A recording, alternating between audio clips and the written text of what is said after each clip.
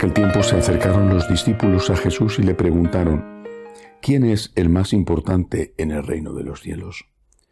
Él llamó a un niño, lo puso en medio y dijo: os digo que si no volvéis a ser como niños no entraréis en el reino de los cielos. Por lo tanto, el que se haga pequeño como este niño, ese es el más grande en el reino de los cielos.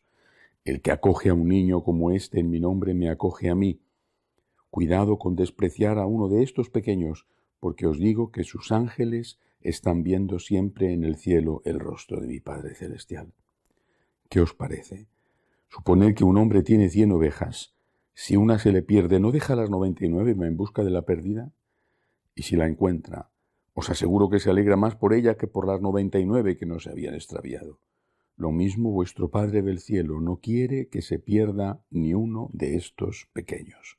Palabra del Señor. Son muchos los temas que hoy afronta este fragmento del Evangelio de San Mateo.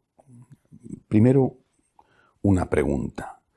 Y las preguntas son especialmente importantes en el Evangelio, porque están hechas, como es lógico, para provocar una respuesta, pero también reflejan lo que piensa, de alguna manera, el que pregunta. ¿Quién es el más importante en el reino de los cielos? Esa es la pregunta que hacen los apóstoles. ¿Quién es el más importante?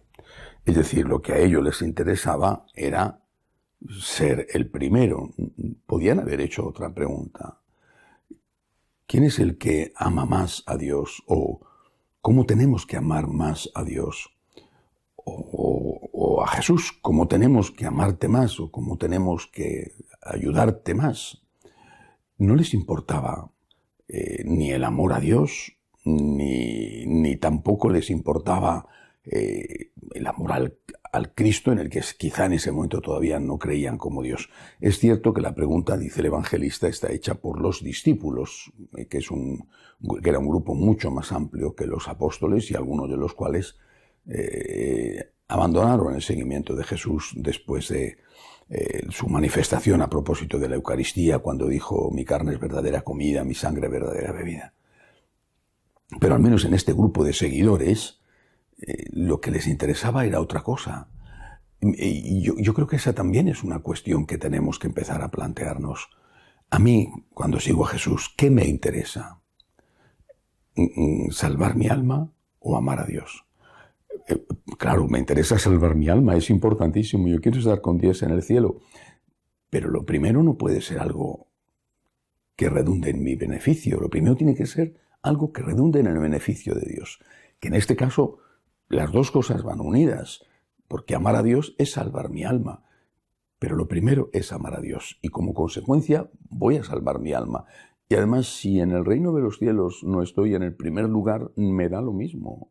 Con estar en un rinconcito, que no sé cómo será el reino de los cielos, no sé si tendrá espléndidas y maravillosas vistas a los espectaculares atardeceres siderales, pero es que me da igual yo estar con Dios en el reino de los cielos, en el último lugar, el que frega las escaleras, suponiendo que hubiera escaleras que fregar, bueno, pues ahí estaría feliz, pero lo que me importa es amar a Dios, no ofenderle, que Él sea feliz, que Él sea conocido y amado.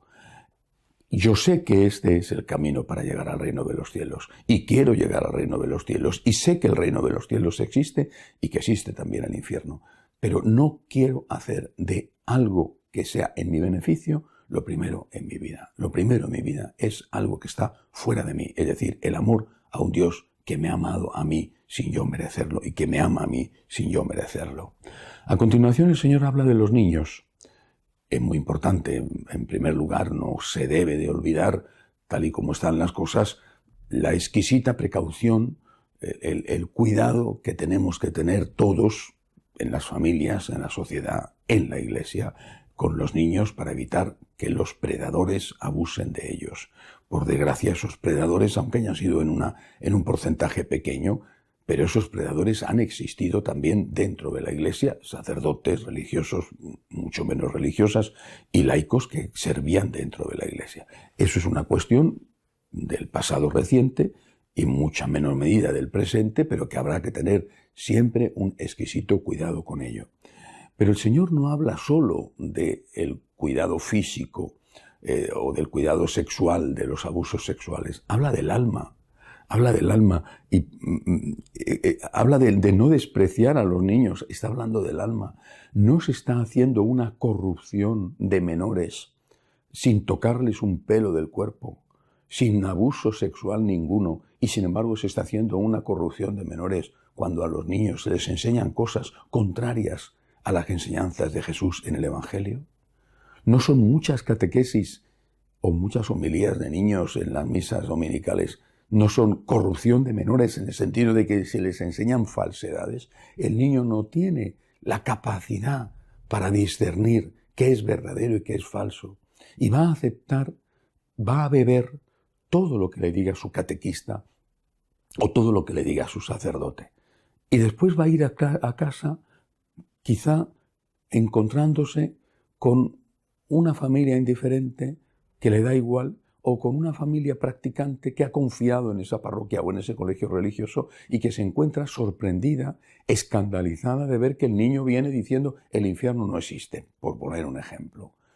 O las relaciones sexuales son buenas, no pasa nada porque Dios es amor y Dios nos permite hacer lo que queramos. Es decir, cuando el Señor habla de cuidar a los niños, por supuesto, porque tenía en su mente eso y porque seguramente que en su época también había abusos de menores, está refiriéndose al tema sexual. No hay que abusar de los niños, pero está refiriéndose también al alma.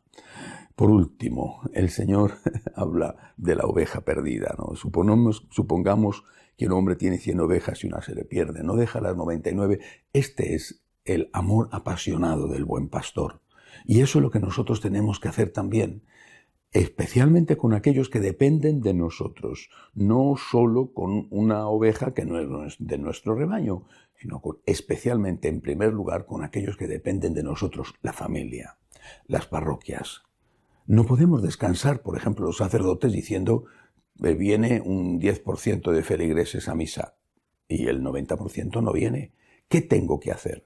O no podemos decir en las familias, yo y mi esposa o mi marido y yo vamos a misa. ¿Y los hijos? ¿Y los nietos? ¿Y el resto de la familia? Esa es la oveja perdida por la que tenemos que luchar. Y esa oveja perdida tenemos que, en primer lugar, rezar por ella y ofrecer sacrificios de penitencia por ella, corregir aquellas cosas que hemos hecho mal y que han provocado, quizá, junto con otras cosas, han provocado que esa oveja se vaya. Tenemos que trabajar para que esa oveja perdida vuelva, porque eso, además, le dará una gran alegría a Dios y también una paz de conciencia a nosotros. Que así sea.